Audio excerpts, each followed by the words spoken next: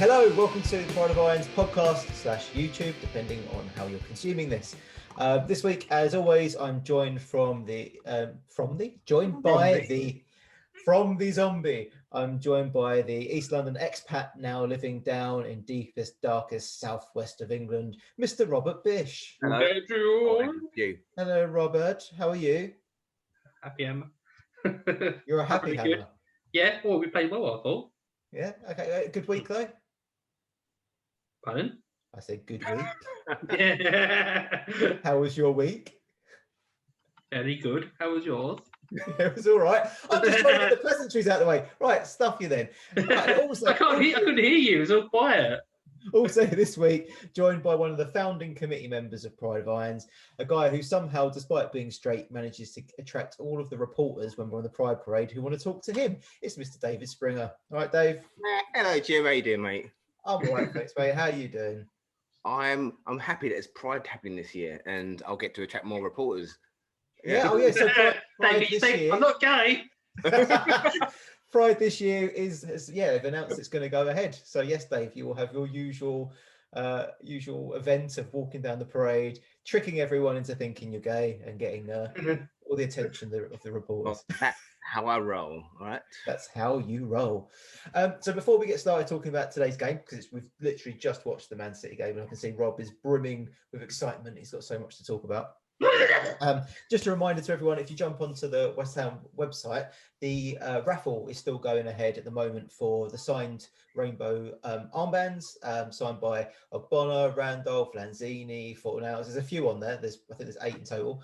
£5 a ticket. All proceeds go to AKT, which is a charity helping LGBT people or young LGBT people who are facing homelessness, being kicked out after coming out to their parents and that kind of thing. So really important work, especially, during lockdown, there's not a lot of safe places for people. So really, really important. So yeah, get on there, have a look, donate. Fantastic. As always, if you're watching this, you can listen back on the podcast. If you're listening on the podcast, you can watch our beautiful faces on YouTube. Please like, subscribe, and all the rest of it. My face was blurred out like a crime video. that's not. You think it's pixelated? That's just Rob's face. It is my face. So, chaps, the game today. You remember a few weeks back when we played Liverpool and we lost, and we came out of it feeling like, okay, we lost to Liverpool, fair play. Most people weren't particularly angry about it. Today, coming out of the game against the champions-elect, I don't know about you guys, but I don't feel angry that we lost, but I don't feel like, oh, well, yeah, fair enough. I think we really had a good account of ourselves in that game. I was more angry about the Liverpool game personally. I thought we gave Liverpool way more respect than they deserved. I thought we played much better against Man City today, but Man City, I think, are a much better side than Liverpool. I don't know what you guys think. Yeah, hands down. At this point, I feel, last week I predicted we could lose 2-0 because Man City just looks so strong. Even like their bench is packed full of they've got an Arsenal of players who are just like, well, not Arsenal, but they've got like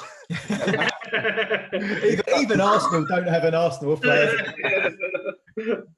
But they got so much strength and depth in their squad. The fact that we scored, I was happy about. But we actually put on a performance, went toe to toe with Man City, and while I went there thinking that we were going to lose, ultimately, I always have a bit of doubt in my mind as West Ham.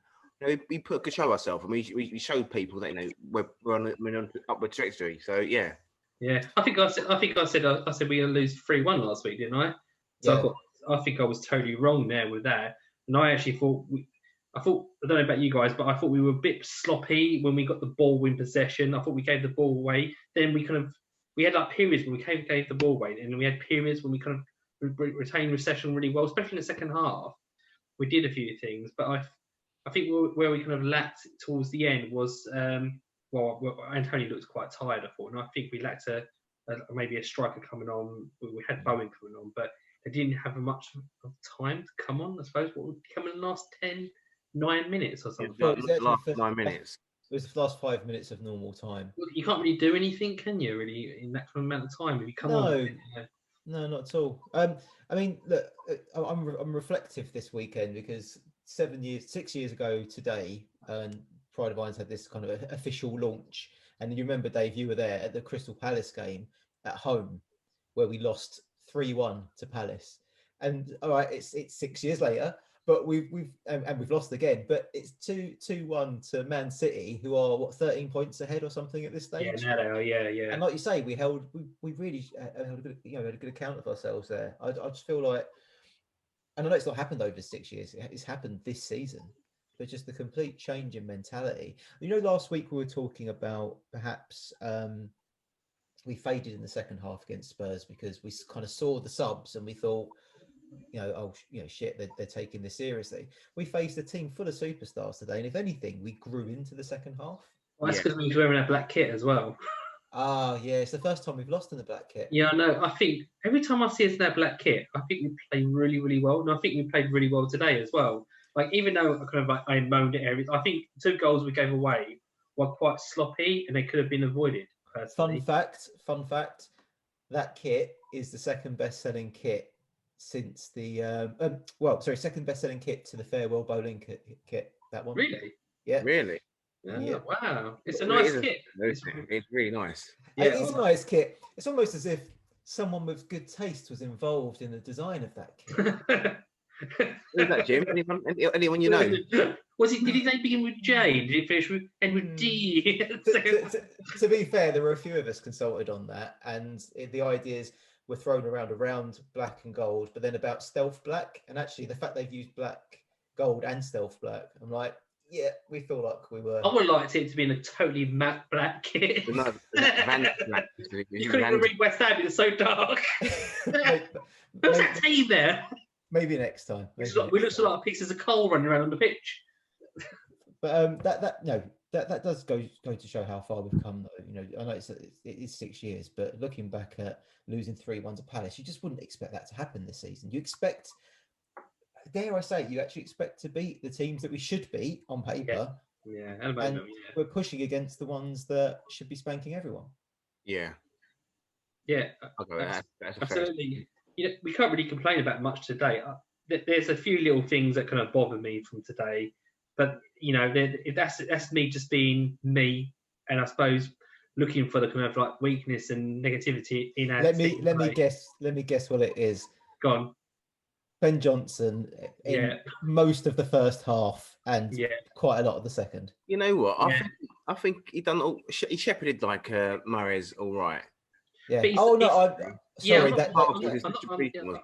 giving him a hard time. The fact that I guessed it sounds like I'm about to slag him off, which I'm absolutely not. But go on, Rob, you finish your point. I'm not going to slag him off. Because what is he, 20? He's playing against Man City. I don't think anyone at 20 could do great, amazing things against Man City. I think you could. I think he tried to do some passes when he should have done simpler passes. Personally. He gave the ball away, which kind of caused us to have a few issues a couple of times. Yeah. But I think, I personally think the second goal was from bad marking, and I think actually it was Fornals that didn't get back in time. So before we get into the second half, in the first half, the thing that I noticed, and I'm not blaming Ben Johnson for this, I think David Moyes has got a very well-drilled squad. I think they do exactly what he tells them to do. And I think Ben Johnson was doing what he was told to do. Because you notice quite a few times he'd make a really, really good run. And he'd be in the position where he could swing a ball in. He's all the time in the world to do it. And he stopped and he passed it back. Or he stopped and he passed it sideways. And like you just said, Rob, a lot of the time, those passes would go wayward. And it's not necessarily his fault. It's one of the things that I made a note of during the game. I was like, what is it with the City players that they can just get that toe ahead to intercept a ball? They're really, really good at it. So I think he was probably doing what he was told. But I was frustrated because I just wanted to see a ball swung in and someone attacking it. Yeah, I think one thing we need to realise is Man City are a next level team, and their team will work a lot more than our team, and they can read the game better than us. So if we play don't be wrong. I think we matched them pretty well. Don't be wrong. They had more possession, so we were faster. We were faster than them. But I think they could read our balls a little bit better. So when we did try to play the long ball, like you said, Jim, they get the toe on the ball before us because they were just a bit quicker and more clever with the kind of play of the ball. And then they can anticipate it. Yeah, anticipate it, and then they knew what they was going to do. Do you know what I mean? And in times we were a bit like when we went on the attack, we were a bit like. We passed the ball behind the player. I see like Fornals played it behind, Souček a couple of times. and it's not a big thing, you know. Sometimes it's just one of them. It happens with every team though in any game. It just today happened against Man City, I think.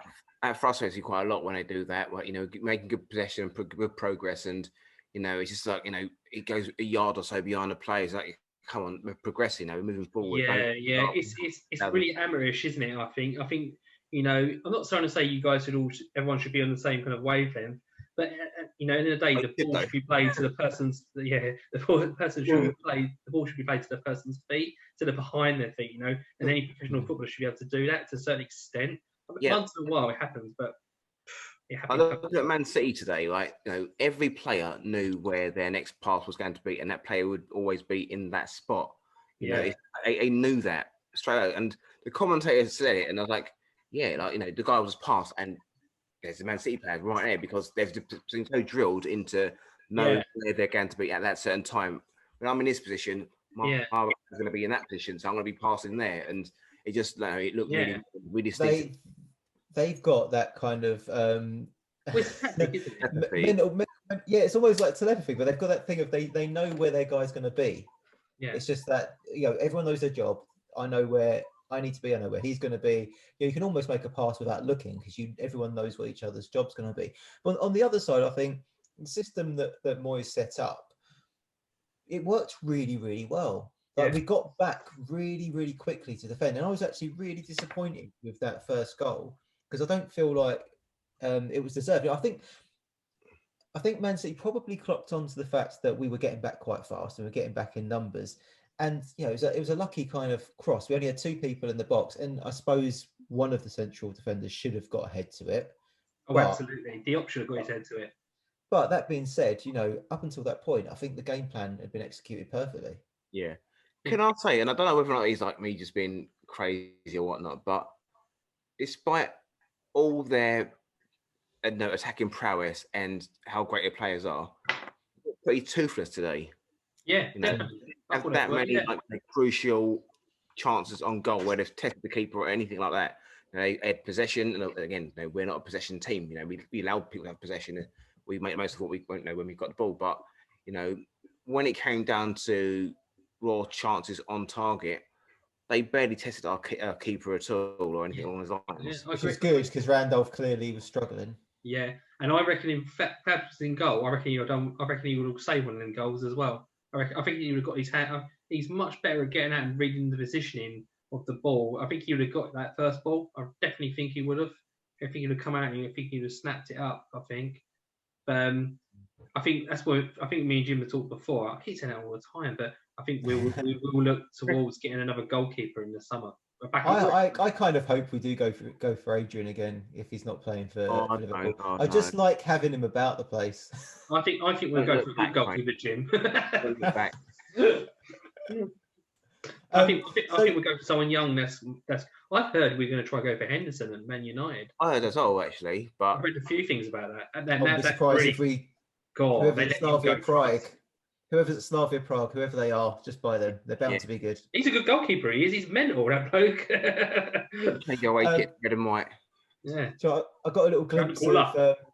I got a little glimpse of my fantasy scenario today that's never happened and it never will, I guess. Oh no, not like that.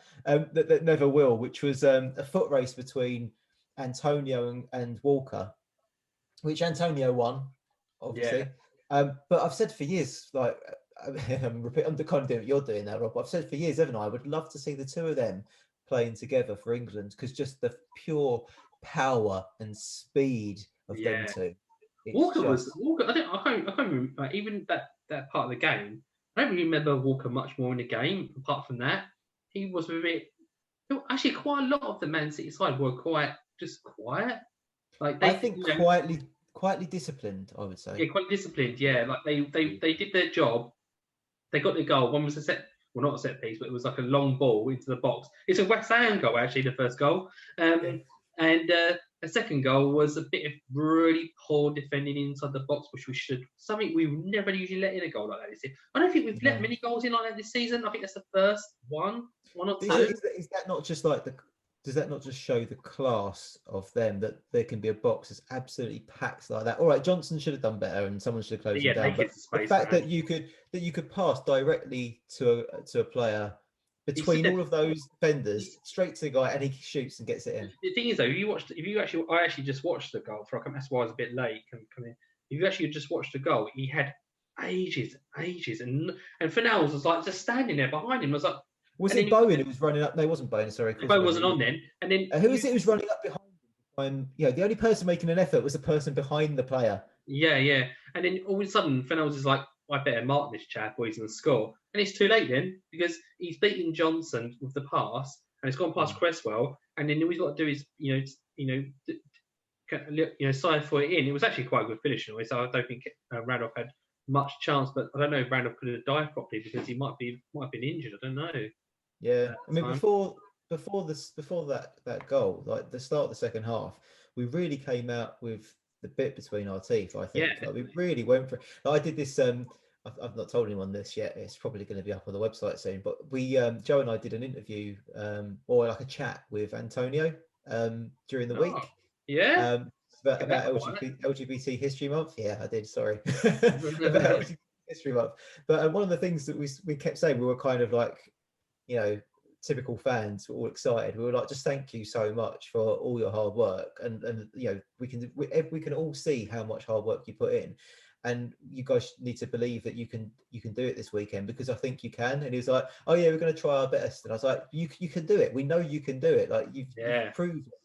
And I think not that it had anything to do with my inspirational words, but it definitely felt like, even though we've gone down, they recorded you and played it in the changing room before the game, and then they made a big effigy of you, a paper. An effigy? What, they burnt it? Yeah, they burnt it at the end. They was like, if we lose, we burn it. So they're burning you right now, and they're dancing around you. But the point I'm getting to, I guess, is that I think the team is starting to do that though. They're starting to believe in their own ability. Whereas, looking back to that Liverpool game, I think that was part of the problem. Too much respect and not enough belief in what they could do themselves. I think they're starting to believe it. Yeah, they should believe it as well. Believing, confidence, arrogance a little bit is the thing that gets you to push on as a team, isn't it? I think we all kind of expected. Well, I think we all predicted today a loss. Personally, I know I did, but I think I was pleasantly surprised, and I think towards the end, even with I won't go on about second half, but the odd chance, I thought we could maybe have got a draw at some point, But I predicted a win. You fool! But I never truly believed it. But I just wanted it to be positive. Yeah, we only got counterbalance in the two defeats to the win. So it rains in good for us because we face Leeds next, don't we, at home in 9 days' time? So 9 days. Yeah. They won their last game against Sheffield. Was it Sheffield United? Whose game? Leeds. They play last. Yeah, I think so. Yeah. Yeah. See how they get on today. But yeah, I think again, Man City right now are a force, and again, I'm not. I'm a realist, but again, at the end of the day, it's like 11 men against 11 men. Anything can happen when on that pitch. I think we could have done one thing today, though, a little bit more. Or that second goal. I think no. I think the goals are goals. That's what happened. I think we could have been a little bit more aggressive towards the players when they had the ball. If we'd have rattled them a little bit more, they did that to us actually. If you look at what's his name? Who's that? Who's the bloke who's turning 35 in midfield fancy? Fernandinho. Right. He booted us around. It took him a long time to give him a yellow card. It was foul on Bowen that actually got the yellow card right at the end. But he literally done it about 5 times to our players.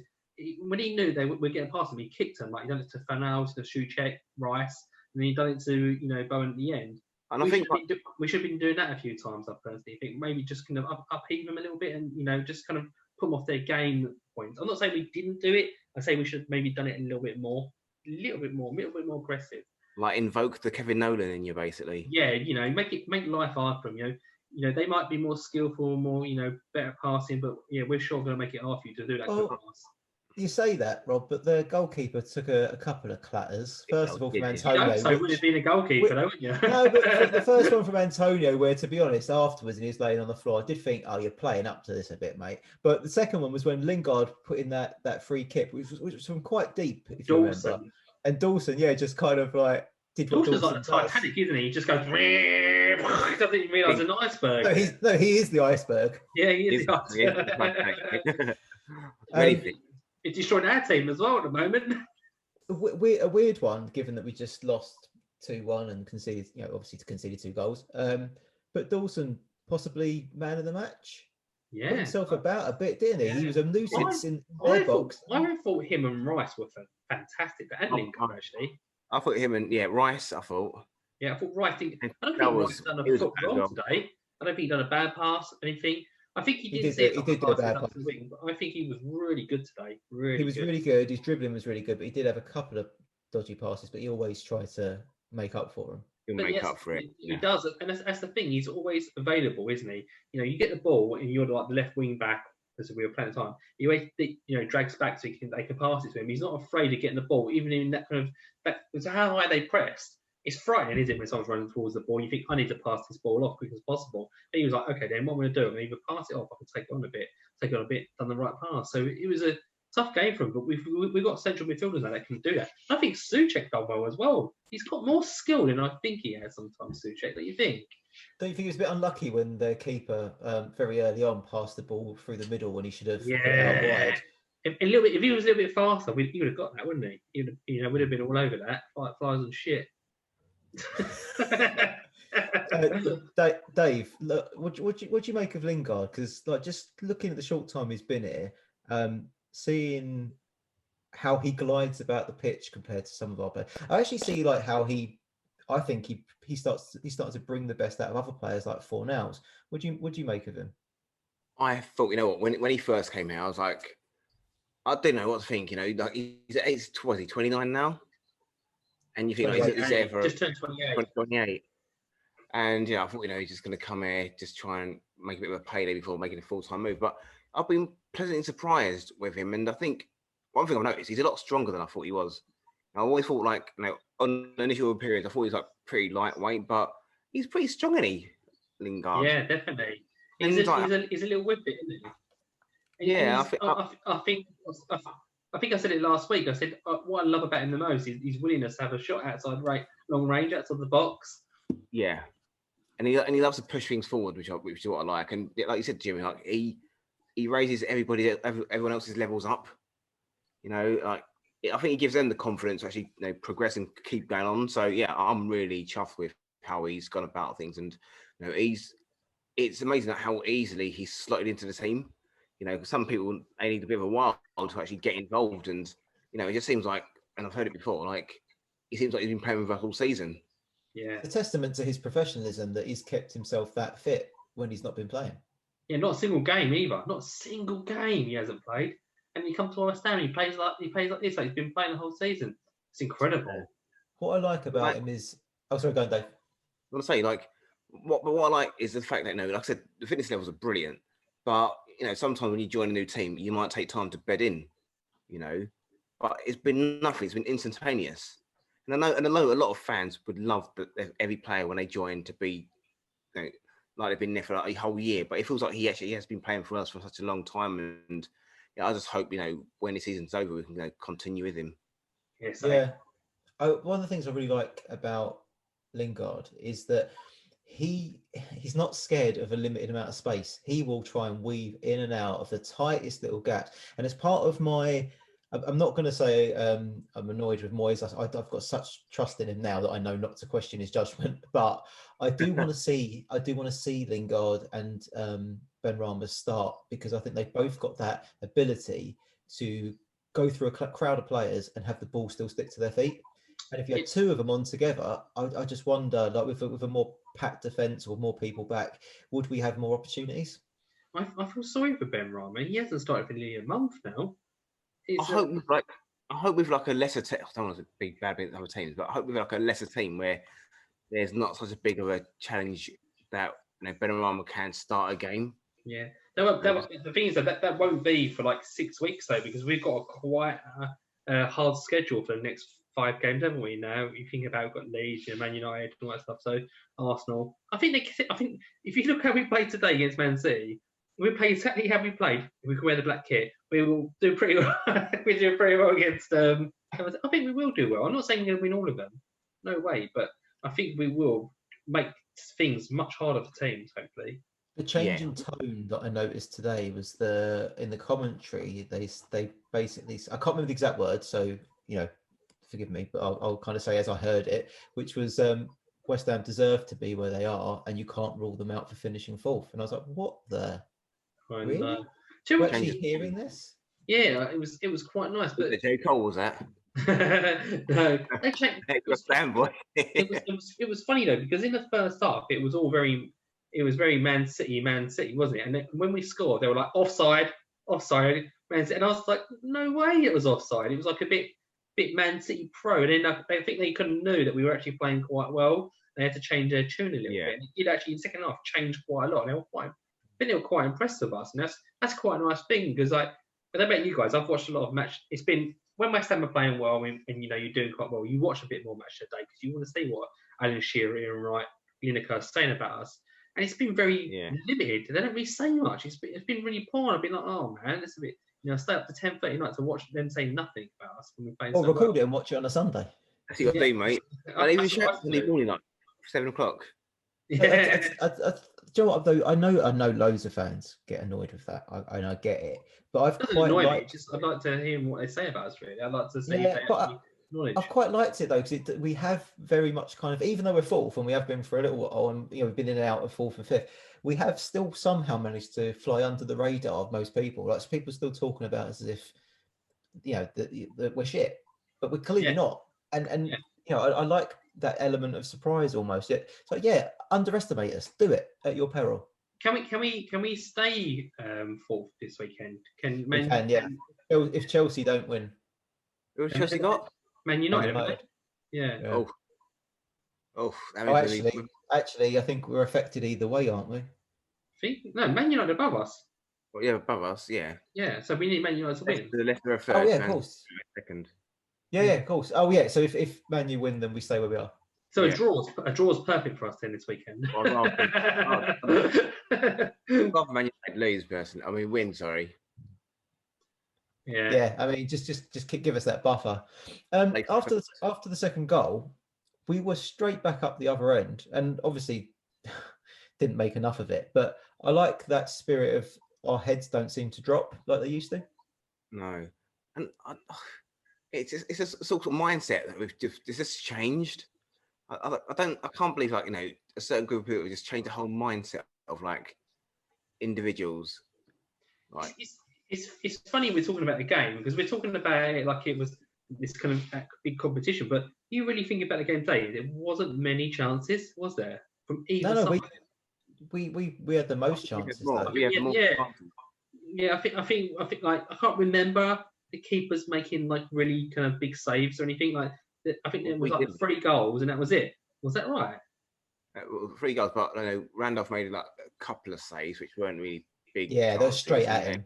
Yeah, that shot from. We hit a approach as well from Antonio, which was, I think Lingard would have been offside anyway. Do you know what? I think Antonio should have done so much better at that. He had quite a lot of time as well. It's funny though, because when Antonio has to think, he always does think. When Antonio has to think, he struggles a little bit for me. But when it's a lot of players like that, reaction. A lot of players are like instinct players. You give them too much time and they fluff it. Well, a top quality striker man would have known what to do there instantly. Yeah, top goal. I didn't want to make the comparison, but Dave, do you remember the last season at the Boleyn? And that was in that season with Payet, we were not scared of going the goals down because we knew we had the hands. You had the confidence that there was that we could bring one out the back. And I feel like this season is like that season on speed. Yeah, because the confidence I have in us being able to reply is uncomfortably comfortable. Yeah, imagine we had Payet this season then. Yeah, but I think if we went 1-0 down this season, it'd be like, you know what, it's a challenge. Let's do this. And you'll feel like let's I've got a question for you both. So Obonga comes back, yeah? Yeah. Do you put him straight in the side if he's fully No. fit and replace him? So you keep Diop in the side then, do you? Yeah. No, yeah, I think it just depends on the current form. If it's working, then keep with it. Yeah. I think Dawson and Boyd are just two quality centre backs. The two, because they both can play. Dawson's on. Is it me or is he really good on the ball as well? I thought you were say, is he really good looking? I was going to say no. Is he really dashing? Is he a dashing man? Is that my imagination? Not that I'm saying he's an ugly man. Dave's left. Dave's just disgusting. No, do you know what? The reason why is I think that you shouldn't play your dressing room in a way that you're basically saying to one player they're not as good as the other. You need to show them the confidence, and if they're playing well, you need to keep them in the team. Yeah, I've seen a lot of debate about this. Social media and other podcasts. I try and listen to a lot of West Ham podcasts as I can, all different opinions, obviously, and stuff like that. But a lot of people say, like, should they bring him in and stuff like that? Because I really think he's our best defender. I agree.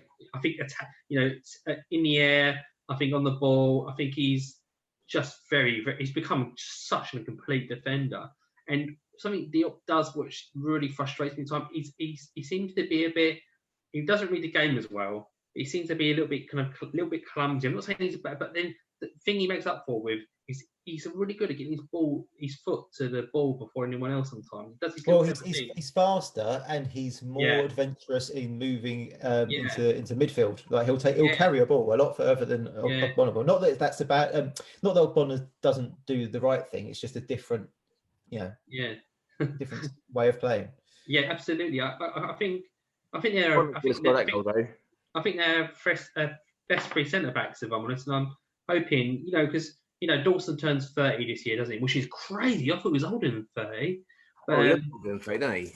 Yeah, and then I think Obonga is going to turn 33 or 34 this year as well. Really? Yeah, but I think we've said this before, right? With defenders especially, and the way that athletes look after themselves now. As a defender, you've got a career past, 30, your early 30s. You can go into your late 30s. I think. He's still someone who's got the pace, though. He's still quite fast, though, don't you think?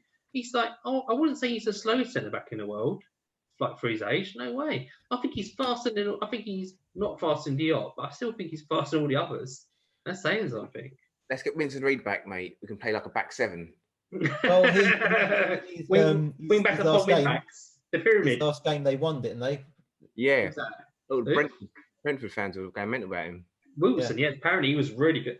I've heard even when he went on loan to America, I've heard he was really good as well. But he's got that really bad back injury, hasn't he? It was connected to his calves.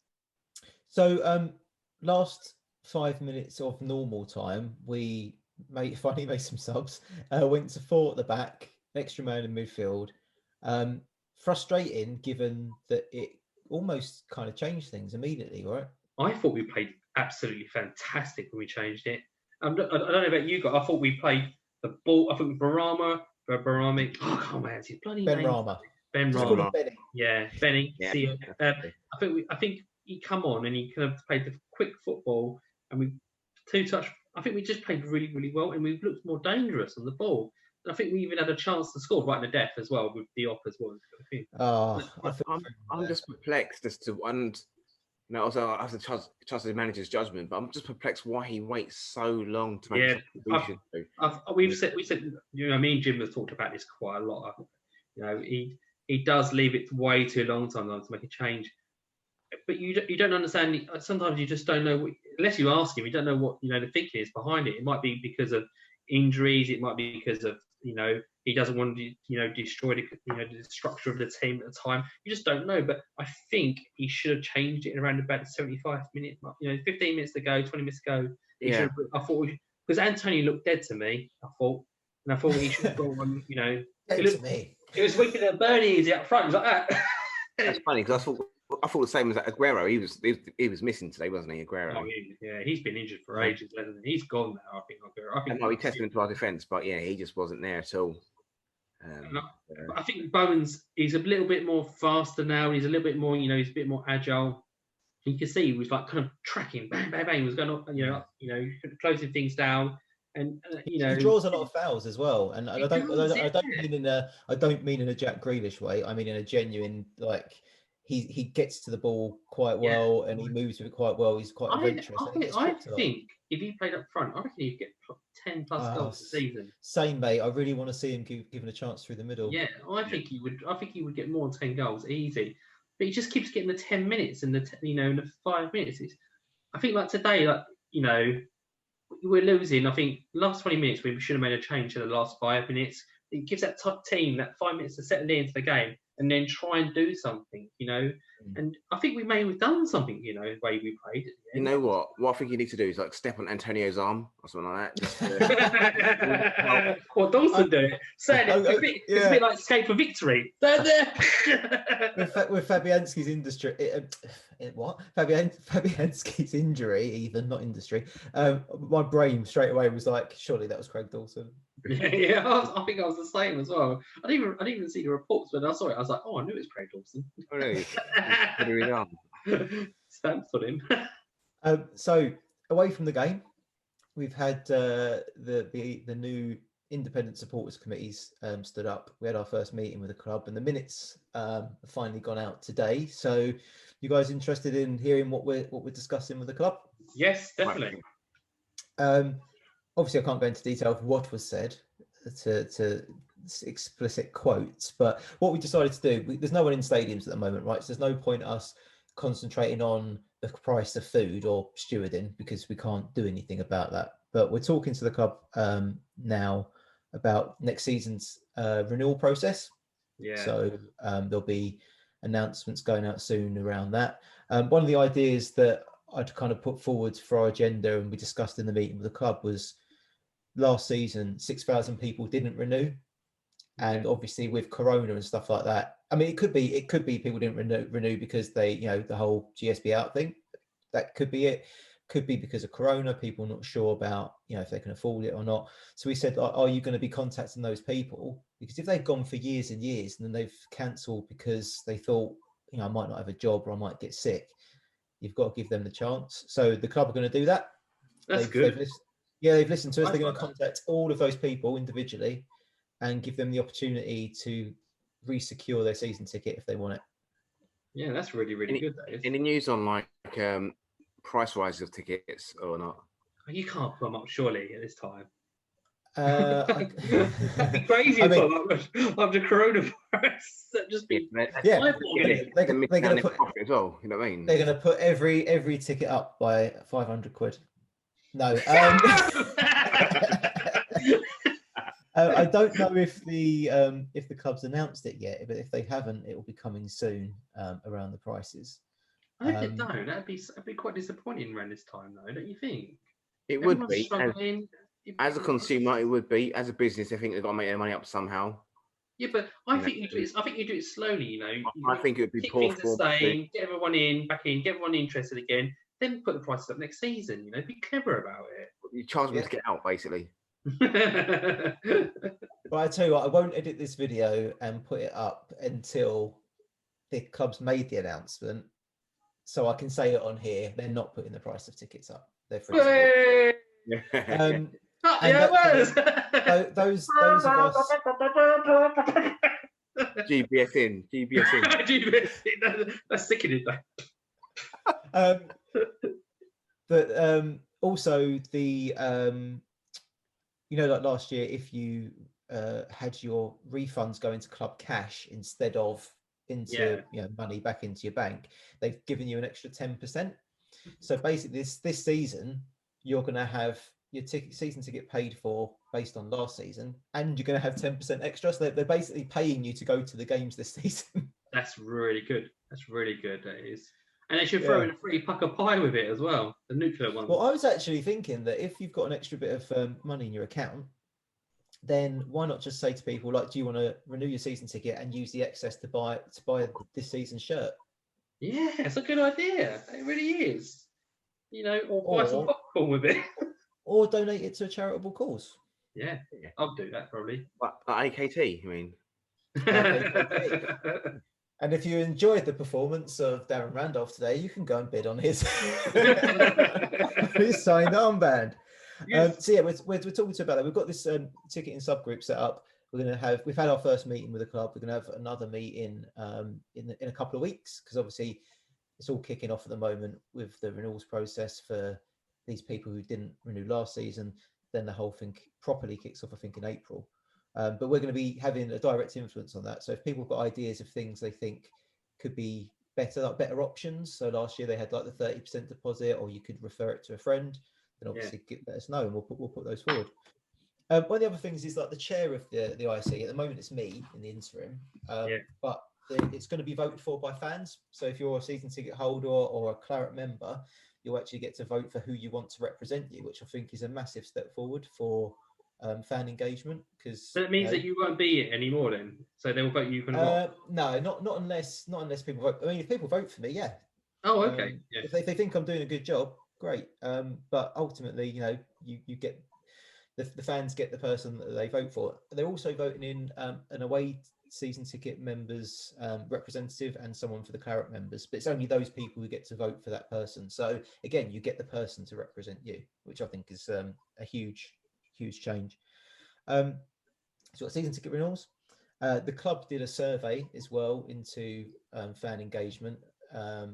What things do they like, what things don't they like. We're going to be looking at that with them to try and come up with some ideas to improve things.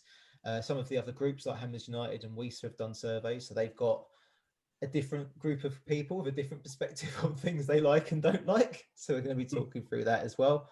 And Hammers United have got a meeting with the club to discuss that. So those are the two main things. We also had a chat with them about their equality and hate crime approach. So, all the stuff with Black Lives Matters and some fans, not of ours necessarily, but of other clubs, abusing players for taking the knee. So we've been saying, what are you going to do to look after players who want to do that once the stadium's open again?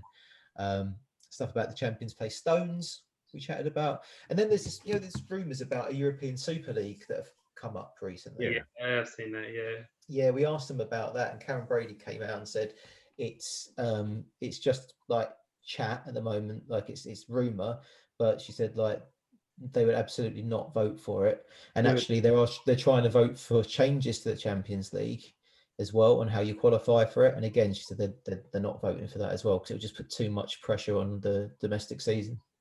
What's the changes for qualifying they want? I think they want to put more places. That's ridiculous. Yeah, I think I'm an old school. Only the champions of the country should be in the Champions League. Not from what I understand, there's more places, and do you remember they used to have that Fair Play League? I think there was something like, no, it wasn't. That's it. I remember now. It's a form league, right? So if you don't qualify for the top 4 or top 6 or whatever they decide it is, but you've got really good form in Europe in previous seasons, that somehow gives you extra points to get into this form. I don't like things like that, man. It overcomplicates things. Keep it how it is. Just keep it how it is. Everything's good how it is. Free go down. The top Champions League. FA Cup winners. All stuff like that. Just isn't it? Works. It's busy enough. Don't give us more to do. Jesus Christ. Yeah, I think they're just trying to. I think they're just trying to change it because they don't want things to go stagnant. They want to make sure everything can move a little bit more. Move on a little bit, make things a bit more fresh. But I think you don't have to do anything at the moment, because with coronavirus, all the fans want it to be back in that ground watching the football. Oh yeah, but imagine going to a European game next season. We might be going to European, and I will be going. If we qualify, I guarantee you, I'll probably spend a lot of my money going to them away games. I will. You'll just fly there, and just try and sneak in. I'm going to hitchhike, go down the London Road. But yeah, so the main things we're working on is season tickets, and I've asked, and we're going to talk about club comms as well, because like Dave, you'll remember from having a season ticket, the amount of emails you get, but you never read them because they're just full of stuff. Yeah. So we're going to have chats, and the problem with that is that if you don't read them, then you miss something, and then you get the ump with the club because you think they've not done something they should have, or it's not clear. So we've said that let us have a chat about how you communicate, and when you use email, when you use text and stuff like that, and try and make it better so that people actually get what they want rather than just seeing this massive chunk and just going, no, fuck it. Yeah, no, I agree. And they mentioned anything about, obviously, maybe it was a bit too late in the day, but with like Boris's announcement on Monday, and essentially the last game of the season being played, how are they going to sort of tickets out with that? So yeah, we've had a chat about that, and that the planning's all in place. As far as I'm aware, it's the same process. I don't think this is locked down yet, but it's going to be the same kind of process as the Man United game. It's not. Oh, it's in a full stadium, is it? That'd be crazy. No. But I think it would go to ballot. Yeah. Okay. Was it like it's a raffle, basically a raffle, basically? Essentially, with everyone who's got a season ticket. Okay, that seems fair. That seems fair to me.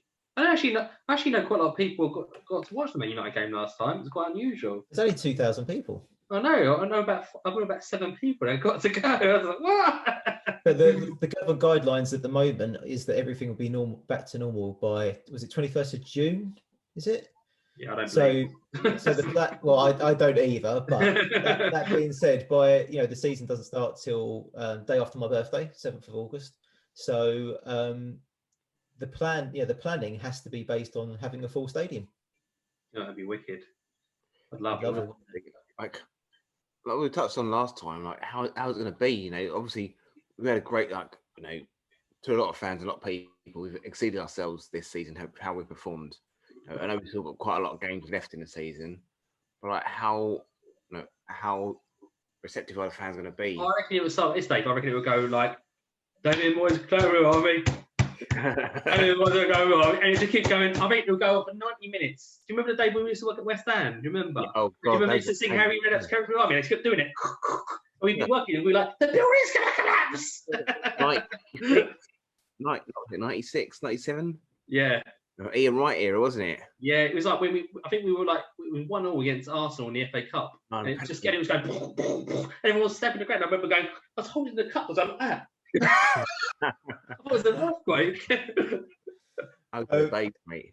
Sorry, Duncan. It was. I think the important thing is though, obviously, look, we're a group of 8 groups of people who are trying to work together with the club on this. We're not going to fix everything overnight, and the stuff that we're starting on is, it's just the start. So if you think this isn't the most important stuff, get in touch and tell us that no, this is what's important to us, and we'll try our best to work on it. My personal thing for me, which I'll even mention it now, but I would like, obviously we've moved the kind of the pitch closer, the seats closer from the back of it.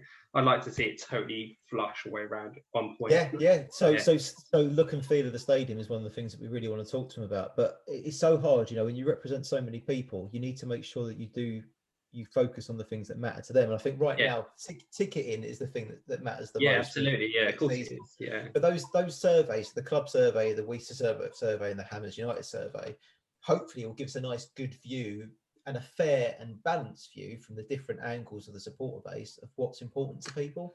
So we can start to actually address those things. And I think, one of the things that I'm sure will come up is stewarding. Like people feel very strongly about that. Well, I'm surprised you've not had much against the badge, because I'd like a little change in the badge personally as well. But that's me being pedantic. So if you ever look on the documents that have all been published, there are certain things that we've said that we expect to be consulted on. And it's not many, because the club has to be able to make commercial decisions without going and checking with 8 groups of fans if they're okay with it. So that's the balance, right? If we said we have to be involved in every decision you make, no decisions will ever get made. But that being said, we've said changes to, I think it's the kit and the badge. So anything that changes, like the stuff that's really important, that would have to come by us. Good. I'd like to see a little bit of East London in there, so London, because I don't know where West Ham is. They've not committed to a redesign of anything, but if it's ever going to change again, it has to come through us. I would like that very much. maybe like LDN rather than London itself. or can we have West Ham United DNs? Right, you two not get involved in the next kit design. I'm not going to be calling on you two. Honestly, I'm getting my sketch pad out of this, and I'm going to be writing some notes. I reckon they should change the Hammers at the end to a pair of hands like that. Mate, Edward Scissorhands his hands. Oh, excuse me, I'm choking on myself. So that's the ISC stuff. Again, there's 8 groups involved. I'll put the details actually in the description to this video. But if there's anything that's important to you, just reach out. We'll try our best for all the fans. So back to on the pitch matters. Like you said earlier, Rob, 9 days we've got to prep till Leeds. I can't believe it's 9 days. I hate it. We're going to be fourth. We're going to be fourth at least until tomorrow evening. Hopefully beyond, but at least until tomorrow evening. If we can stay fourth, again, then play Leeds on Monday the 8th. Got a chance to push even more distance between us. Hello. Sorry for those who are listening. Hello. We have a small child appeared. West Ham. Wait. Hello. Aubrey. Go on. Hello, Aubrey. Small, tiny person in the mood. I'm not gay. Gay people have kids too. Right, so assuming we stay fourth and we're playing Leeds on Monday the 8th, and we've got a chance to push a bigger gap between us and the teams below us, what do you reckon, Dave? Score wise, what do you reckon against Leeds? While we got defeated this weekend, I am very confident in our ability. What was our score against Leeds last? Was it 2-1? Was it? I was making it up. Against Leeds, it was 2-1 against Leeds last time. Wasn't it? Yeah. We were great. It's the best we played, I think, against Leeds last time. I have no worries about Leeds, and I know they've been all right of late. I'm just confident in our ability. I'm very against Leeds. I think Leeds are a great team. They're a very high pressing team that work very hard. I think Leeds are a team, if you don't turn up to play against them, they'll beat you. I think so. You have to turn up and be the team that you want to be, play how you want to play, and stick to that. Be someone. Be someone. But I reckon if we be someone, I think we can. We do the simple things. We play to our strengths. Leeds are quite bad at set pieces. Very bad at set pieces. We got both our goals from set pieces. Well, Leeds are 10th right now, Leeds. So they've obviously been playing all right to be in that position. It's been a bit of a weird season for everyone all round, but I think why can't we get a result? We push Man City league leaders, a team who hasn't lost in like bloody 19 games, 20 games, that's a ridiculous amount of time. 21 games, isn't it? Yeah, it's just insane, really. I see no reason why we can't win it. We're the first team to score on open play against Man City, I think, for a long time at home at their ground. That's crazy, isn't it? Yeah, I think it's phenomenal. But if we silence Bamford, which we have the capability of doing, we have a great team. Why not? I reckon 3-0, and I'm not just saying that because I'm a West Ham fan. Obviously, I'm a West Ham. Well, Dave says 3-0. I'm going to say 7-0. You need to think big. Hey, you got to go higher, Jim. You got to go higher. 9-0. No! I'm going to go for. I'm not. So you said 3-0, Dave. Yeah. So I'm either going to go 2 or 4. I'm going to go 2. I'm going to be more reserved and say 2. I was going to say 2-0 myself, as I'm honest as well. I think it's too late. Rob, you actually said, but you said how you feel. You said 7-0. You've got to put a bet on it. If you want 7-0, that'd be incredible, wouldn't it? And I predict 1 second that Antonio will score an overhead kick again. Again one day. You best put that bet on, because if that happens, you're going to kick yourself. Well, I think I might have to do it, And then after that, we kind of got. We got like the likes of Arsenal, and then we got Manchester United, and then we got someone else who quite hard as well. But Wolves, we got City, Leicester coming up as well, haven't we? Yeah, so we got a really, really hard run of games. But I think Arsenal, because I really annoyed me that we lost against Arsenal last time, because I thought we were the better side. I don't know if you guys got a penalty, didn't we? Yeah, hands down. And I think we can get something from Arsenal. We're playing at home. If we play how we're playing, we can get a result against us. We just need to get the results. I'm not going to say we're going to beat them all. Just need to get a few points here and there, keep us up there, and and do the things against the teams that we can beat. Do you know what I mean? So it's all we're 21 points ahead than we were last season, ain't we? Or something like that. We've Yeah. got more points right now than we did in the whole of last season. It's crazy. But now's the time to build on it.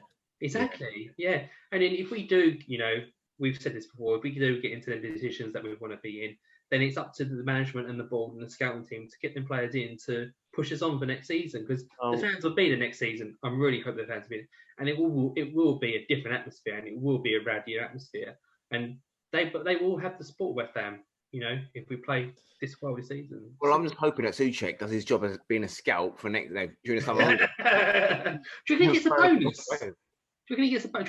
I reckon what he does, he walks into the office and I reckon he slides a note over to David Moyes. So David Moyes reads the note and goes, and he goes on FIFA and Football Manager. And he looks up and he's like, I just got a save. And he's in the save. I'm going to get him. You know what I mean? Well, on that note, we're about at the hour mark. So that's it for this week. Lovely to speak to you chaps again. Yeah, hopefully next time we record one of these, we'll be just as upbeat, but because it's a win.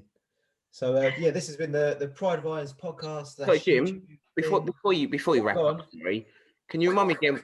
Before you go, can you remind me of those tickets that you were telling me about early on? What tickets? Those, raffle tickets. Please. Yeah, thanks. Dave works in fundraising for charity, so this is his thing. So let's get that stuff out there. I'm surprised there's got a banner. It's for AKT, which used to be the Albert Kennedy Trust, helping LGBT people, young LGBT people who are facing homelessness or on the streets, or who live in an unsafe environment. £5 a ticket, and you can enter to win a signed rainbow armband by one of 8 players. So we've got Randolph, David Martin, we've got Fornals, Lanzini, Ben Johnson, Ogbonna, and I can't remember the others because I just don't remember. Me, I signed one. And Rob signed one. So go onto the West Ham website, you'll find it on there. And please give generously. Oh, I've got to say, by the way, Nolan, I saw the Pride of Irons on the old Premier League website earlier on this week, and that was fantastic to see. Did you cry? It was a massive buzz to seeing that up. Did you cry a rainbow teardrop? 6 years officially, but 7 really. And I'm very, very proud of that. But what I'm more proud of is that today's 10-year anniversary of being with my lovely husband, Pete. Oh, I don't know how he does it. I don't know how he does it either. But there you go. So that is a nice way to wrap up. This has been the Pride of Irons YouTube/podcast. I've been joined by Mr. David Springer. Thank you for having me, Jim. And Mr. Robert Dish. Okay. Catch you next week. Come on, you Irons. On your Irons.